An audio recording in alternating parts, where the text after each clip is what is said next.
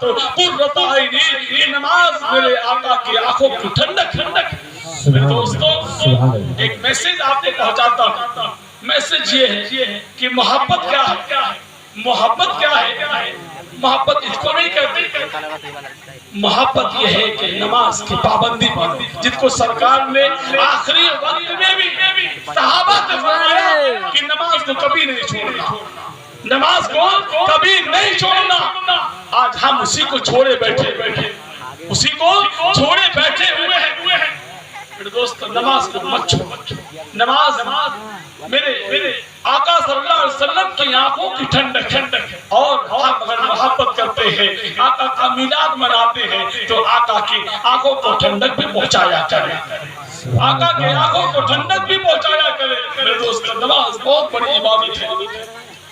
آپ اندازہ لگاؤ، ایک بات میں آپ تک ذہن میں پہنچاتا ہوں.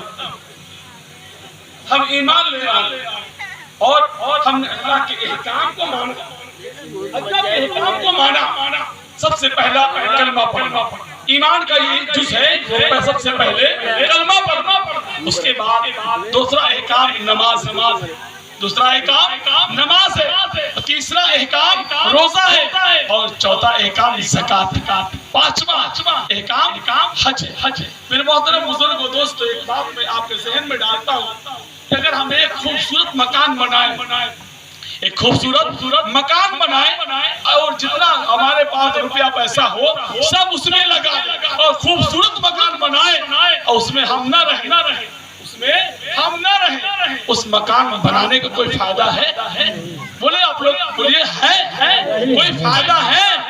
اگر جب فائدہ نہیں ہے تو ہم ایمان لے آئے، اور ایمان لانے کے بعد ہم نماز نہ پڑھیں، روزہ نہ رکھیں، زکوٰۃ نہ دیں، حج نہ کریں، تو اس ایمان کا کوئی فائدہ ہے؟ بتاؤ، اگر فائدہ ہے تو بتاؤ. ایمان کا کوئی فائدہ نہیں. جب ہم ایمان لے آئے تو ایمان کو فالو کرو. گھر بنوائے اس میں رہے، گھر مکی سے، ایمان والے سے. میرے دوستو جب ایمان لے آئے تو ایمان کو فالو کرو، اللہ اس کے رسول کے احکام کو بجا لاؤ. ہماری زندگی اللہ نے اسی لیے دی ہے. اللہ تبارک و تعالیٰ نے ایک کائنات کو بنایا ہم سب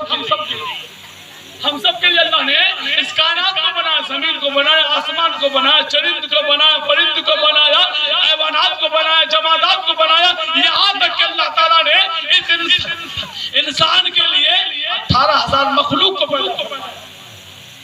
اور اس مخلوق کو، یعنی ہم انسان کو اللہ نے کیوں پیدا کیا، اس کا بھی ہمیں سوچنا چاہیے. اللہ تعالیٰ نے ہمیں کیوں پیدا کیا؟ تو رب کی بارگاہ میں عریضہ پیش کیا، اللہ تو نے ہمارے لیے دنیا کو بنایا، تو نے ہمیں کیوں بنایا؟ تو رب نے فرمایا وَمَا خَلَقْتُ الْجِنَّ وَالْإِنسَ إِلَّا لِيَعْبُدُونَ، میں نے تمہیں اور انسان کو، جنات کو محض اپنی عبادت کے لیے بنایا، اپنی عبادت کے لیے. تو اللہ کے احکام کو بجا لاؤ. اپنی مسجدوں کو ویران نہ کرو، اپنی مسجدوں کو ویران نہ کرو، مسجدوں کو آباد کرو گے تو اللہ تمہارے گھر کو آباد کرے گا، گھر کو بھی آباد کرے گا. آج عورتیں سوچتے ہیں کہ صرف مردوں کے لیے نماز ہے، ہمارے لیے نماز نہیں ہے. ان کے لیے بھی نماز ہے، ان کے اوپر بھی فرض ہے. معاف نماز نہیں ہے. قرآن حدیث میں آتا ہے، مولانا شعیب صاحب بیٹھے ہوئے ہیں، ان سے پوچھئے گا کہ حدیث پاک میں آیا ہے، اللہ تبارک اللہ کے رسول فرماتے ہیں کہ تمہاری زندگی اب تب لگی ہے کہ کب تمہاری روح نکل جائے گی، کب تمہاری روح پرواز ہو جائے گی، اس وقت بھی نماز معاف نہیں. نماز معاف ہے ہی نہیں. جب ہم جانتے ہیں نماز ہر مرد عاقل بالغ پر اللہ نے نماز کو فرض رکھا ہے، تو ہم نماز کیوں نہیں پڑھتے؟ میرے محترم بزرگوں دوستو، نمازوں کی پابندی کرو. ہم جلسہ سجائے ہیں، جلسہ سجانے کے بعد اچھی باتیں سن لیں، اس پہ عمل نہ کریں تو جلسہ سجانے کا کوئی فائدہ ہے؟ کوئی فائدہ نہیں. جلسہ تو بڑھیا سے پوری رات سنو، پوری رات تقریر سنو، باتوں پہ عمل نہ کرو، کوئی مطلب نہیں جلسے کو سجانے کا. اگر کوئی بات اچھی لگے اس پہ عمل کرو تو آپ کا جلسہ بھی کامیاب، آپ کا بیٹھنا بھی کامیاب، اور آپ کا یہ سامیانہ لگانا بھی سب کامیاب ہو جائے گا۔ اتنے بڑے دوست اس شعر کے ساتھ میں آپ سے رخصت ہوں گا، کیونکہ مولانا صاحب تشریف لا چکے ہیں کہ جو نبی سے وابستہ انسان نہیں ہے، جو نبی سے وابستہ انسان نہیں ہے، وہ لاکھ پڑھے کلمہ مسلمان، وہ لاکھ پڑھے کلمہ مسلمان نہیں ہے۔ جس دل میں نہیں عشق شہنشاہ مدینہ، جس دل میں نہیں عشق شہنشاہ مدینہ، وہ دل مردہ ہے، اس میں جان نہیں ہے، وہ دل مردہ ہے، اس میں جان نہیں ہے۔ اتنے میرے محترم بزرگ و دوستو، ہم سب کو سب سے زیادہ اگر کسی سے محبت کرنی ہوگی تو اللہ اس کے رسول سے کرنی ہوگی۔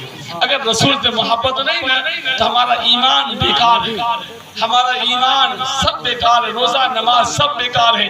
کیونکہ اس شعر کے ساتھ میں رخصت ہو جاؤں گا۔ رب فرماتا ہے نسبت مصطفیٰ بھی بڑی چیز ہے، نسبت مصطفیٰ بھی بڑی چیز ہے، جس میں نسبت نہیں اس کی بخشش نہیں، کیونکہ قرآن میں رب نے یہ فرما دیا، کہتے سبحان اللہ، کیونکہ قرآن میں رب نے یہ فرما دیا، جو نبی کا نہیں وہ ہمارا نہیں، کیونکہ قرآن میں رب نے یہ فرما دیا، جو نبی کا نہیں وہ ہمارا نہیں۔ اس لیے میرے محترم بزرگ و دوستو، ہم سب کو چاہیے اللہ اس کے رسول سے محبت کرے اور اللہ اس کے رسول کے احکام کو بجا لائے۔